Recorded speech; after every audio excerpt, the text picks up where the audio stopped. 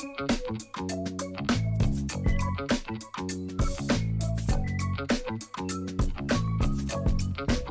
afternoon, viewers. Welcome back to the Jen and Sean Show, where we go about Melbourne, Victoria, Australia.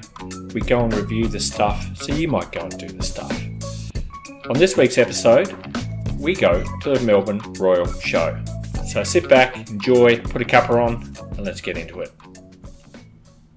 So I'm your co-host Sean, and I'm joined by my co-host Jen. Hi.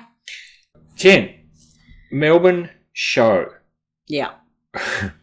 We decided for the first time, I've lived in Melbourne for going on 16 years, and I've never been to the Melbourne Show, or really any show, since I lived in dear old Hobart, the Hobart Show down there.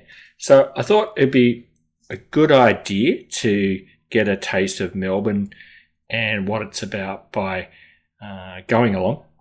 And we took two teenagers, and we thought we'd relive the experience here today and talk about some of the costs involved and also first impressions. I also wanted to compare it, having been a Queenslander for a very, very long time. Obviously up there we have the Ekka, the Royal Exhibition. It's probably called something else, but it's affectionately known as the Ekka. So I wanted to do a comparison and see what it was like. No, brilliant. A little bit of background. The Melbourne Show's been running since 1848.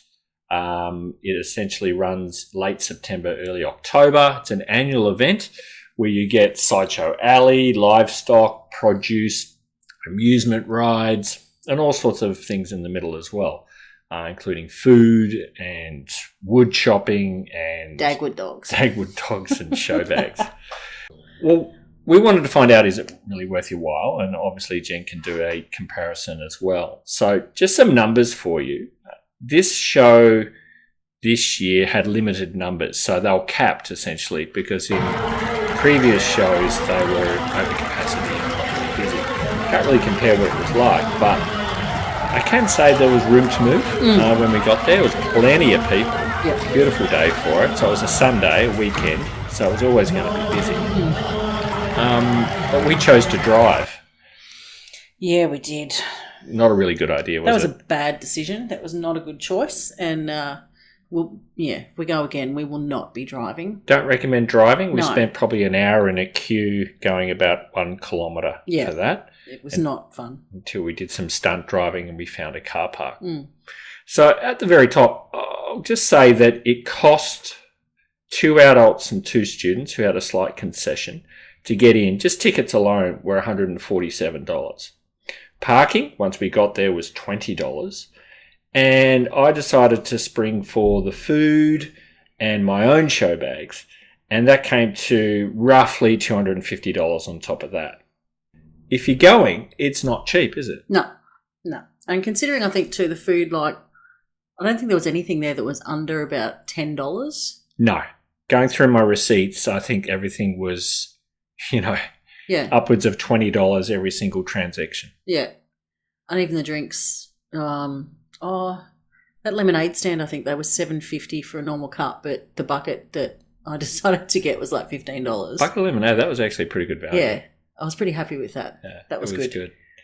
So we went not early in the morning, we went midday, so that's probably why we got stuck in traffic. So if you're going to go and take your car, I would recommend going super early, otherwise catch public transport to this event. Or go the night before and just, stalk the car park at Flemington and sleep there. Well, you could. You could do that as well. Yeah, no, probably plenty of punters do that as well, because it is in Flemington Racecourse, so you'd probably be in good company there as well. We went along, we got in, we had, first off, some Dagwood dogs. We were pretty keen to do that. Yeah. We got amongst it in terms of the livestock. We saw chickens, and what else did we see? There was all the birds first. Then we went over to the dogs. Dogs. They were so cute. The fluffy dogs. Yeah. We also caught some wood chopping. That was good. Burly, traditional wood chopping where hairy men cut defenceless logs, but, They were so agile, though. That was pretty impressive. Very. How they do it. It was. We also caught a show when we were sitting in the stands, because there was room to sit in the stands.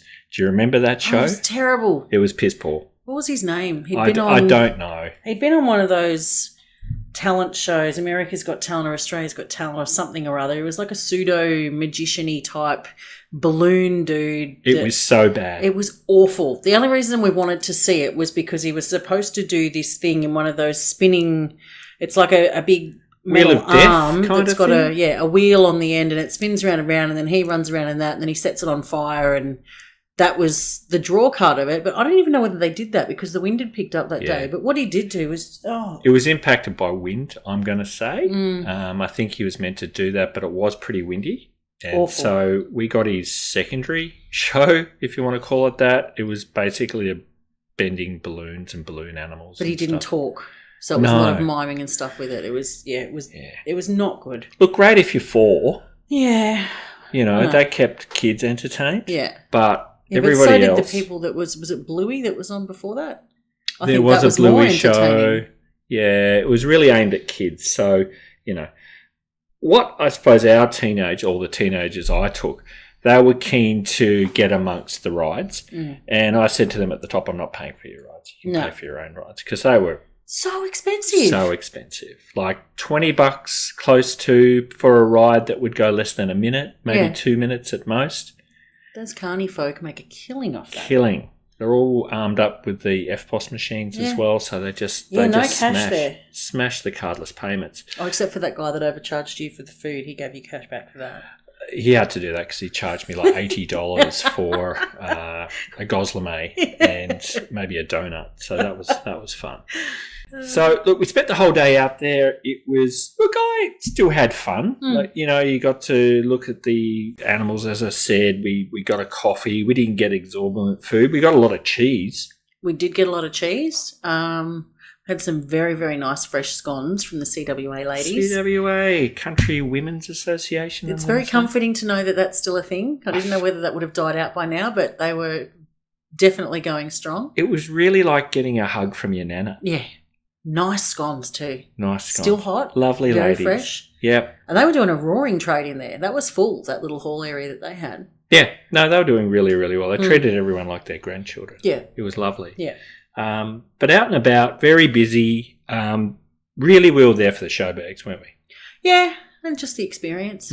But yeah, we had a couple of goes at well, they're not rides. What are they? The ones inside Show Alley where you try and win stuff. Mugs games? Yeah, yeah. So there was the thing where you had to throw the ball into the old style milk urn, which I'm still saying that was rigged.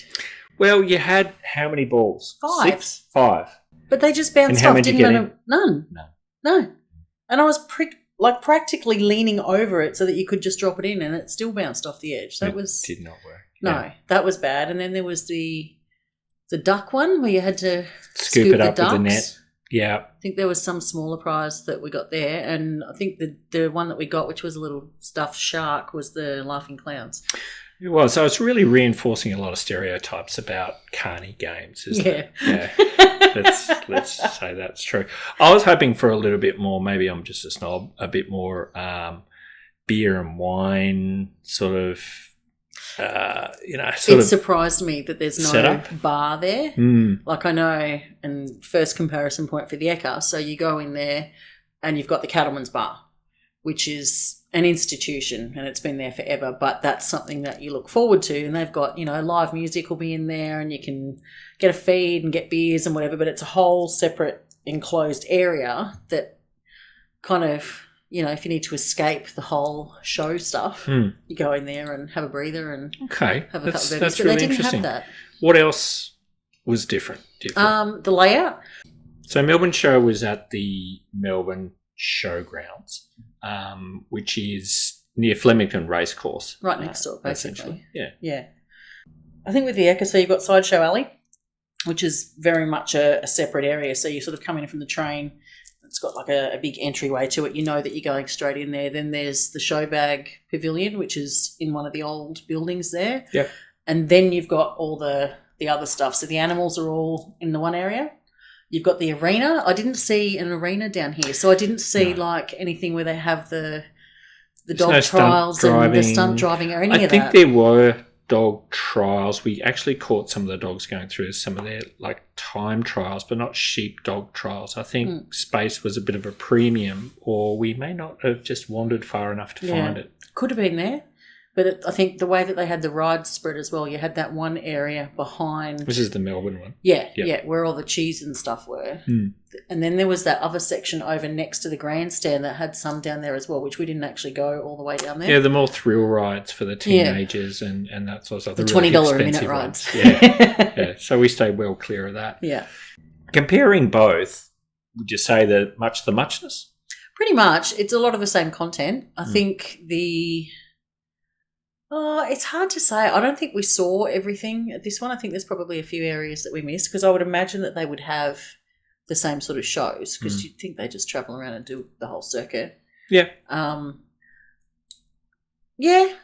Much of a muchness. I think it was things were more accessible here. You sort of didn't feel like you had to traipse miles away, and there's no big giant hills in the middle of the grounds. And they separated the kids' rides, like the real young kids' rides out, which was a good idea. So you've got all the pram brigade all parked up in one area, even though they were everywhere. But that whole kids section, though, that was good. And I think that was good from a family point of view too, because you had that whole big grassy area, like people were laying down picnic rugs and setting themselves up. And you had room. I think that was the big thing. Again, I haven't been to previous ones, but from what I understand, when they had unlimited people going, it would have been just it would have been mental. A mess. Yeah.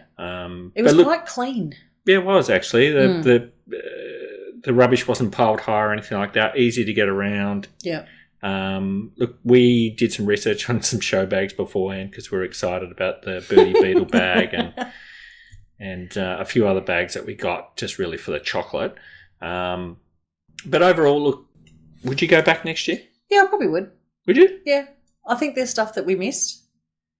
I feel like I need to give it, more than a one shot to do an accurate assessment. I wouldn't mind giving the nighttime or the twilight thing a go, because they have live events at night, like concerts and this sort of stuff, which is part of your price of admission. I don't think we'd need to do the whole day thing again, because it was a long day. I wouldn't do the whole day thing again. I'm going to say that now. No. I'd like to see a gig, because they actually had some decent acts that were appearing. Yeah, they did too, actually. But I probably wouldn't take my teenagers again. They can take themselves for the costs. So, they don't miss you. So, taking a couple of teenagers along, look, I didn't get a lot of change out of $500 for the day. We did buy some stuff, but it was what it was. So, overall, look, thumbs up for the Melbourne Show. If you're in town to go and see it, definitely check it out. It's a pretty cool little event, and you can actually get a big slice of Australia. Yeah, and some cheese. Some cheese. Lots of cheese. It's good.